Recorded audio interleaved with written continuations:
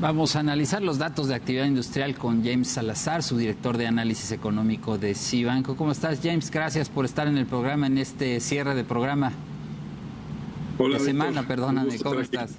Gracias. ¿Cómo estás? ¿Qué lectura nos puedes compartir del dato de producción industrial de junio, que se incrementó 0.6% mensual, quedando por arriba del 0.1% de crecimiento anticipado por el indicador oportuno? ¿Sorpresa positiva, dirías? Sí, digamos que es un buen dato. Ya son 3 meses consecutivos con incrementos positivos, lo cual es una muy buena noticia.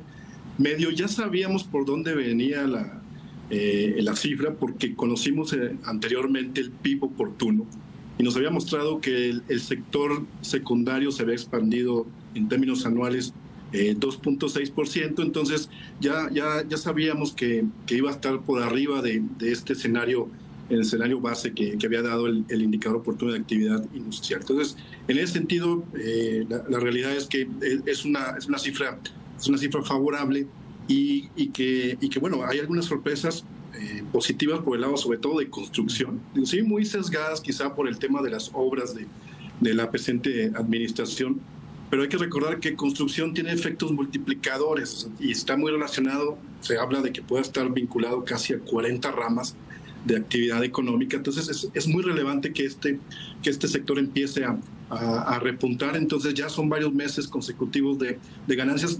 Difícilmente va a mantenerse con estos ritmos en lo que resta del año, pero es favorable que pueda haber un efecto multiplicador en otras industrias. Quizá la única duda que me genera un poquito es el tema de manufacturas.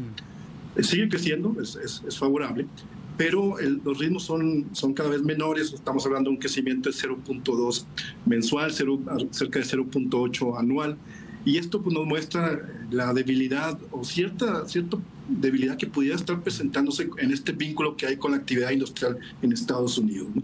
Entonces, digamos que son noticias muy positivas. Nada más hay que poner el ojo un poquito en los siguientes meses qué está pasando con manufacturas, para ver si no se nos cae. Si no, la realidad es que el sector secundario va también a ser un importante motor para la actividad económica del país.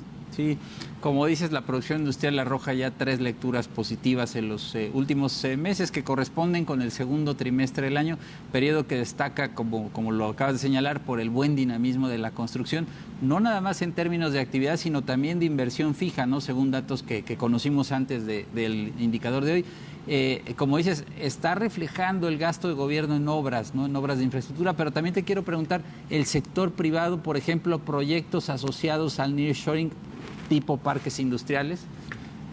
Sí, es muy probable que sí. La realidad es que cuando uno ve el tema de obras de ingeniería civil, eso está muy vinculado a la parte del sector público, pero muchos de ellos también son alianzas público y privada. Y en la parte de edificación, que pudiéramos estar ahí cayendo, este tema de parques industriales también tiene una tasa importante de crecimiento. Entonces, efectivamente, como bien comentas, si lo vinculamos ya con este tema de las cifras de inversión fija bruta que conocimos en semana pasada, las importaciones de bienes de capital, sobre todo de maquinaria y equipo, que también en términos generales han estado creciendo en los últimos meses, o la tendencia es positiva, pues pareciera ser, digo, sin catalogarlo por completo, porque es difícil todavía la cuantificación, pero que empiezan a reflejarse estas cifras favorables del nearshoring. Digo, también lo vemos en algunos indicadores quizá no ya en lo reflejado en la inversión extranjera directa, pero sí en los anuncios. Por ahí la Secretaría de Economía trae una cifra muy positiva de que hay algunos anuncios cercanos a $60,000 millones, vinculados sobre todo por este tema de relocalización de actividades. Entonces, digamos que se están juntando y en algunos casos desencadena en este indicador de construcción dentro del rubro de producción industrial. Sí, entonces nos dices que la industria manufacturera está perdiendo fuerza, todavía se mantiene resiliente. Dada la inercia reciente, parece que la desaceleración será más gradual, pero ahí es donde dices tú, pondrías la interrogación, ¿no? No sabemos bien cómo pueda venir el resto del año en manufacturas.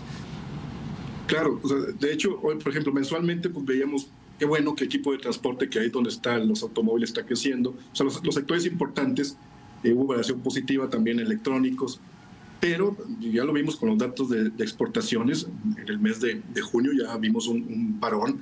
Entonces, no nos gustaría ver, porque también si observamos los indicadores en Estados Unidos, producción industrial de junio fue negativo, llevan 2 meses con caídas. El ISM propio de la industria manufacturera se mantiene en terreno de contracción. Entonces, digamos, no como para pensar en retrocesos, pero sí como para que empiece a hablarse quizá de un estancamiento. Si no se concreta de una fuerte ralentización, sobre todo en la parte de la industria manufacturera en Estados Unidos, es muy probable que la resiliencia en la parte mexicana se mantenga el resto del año. ¿Qué opinión tienes de la revisión de expectativas del consenso de analistas, ¿no? Mejora la proyección de crecimiento para México en 2023 a niveles más cercanos o incluso superiores a 3%. ¿Es resultado de cifras más alentadoras sobre la actividad económica en el segundo trimestre, sobre la base de la estimación oportuna del PIB? Digo, entre otros indicadores, pero ¿qué nos puedes decir de eso?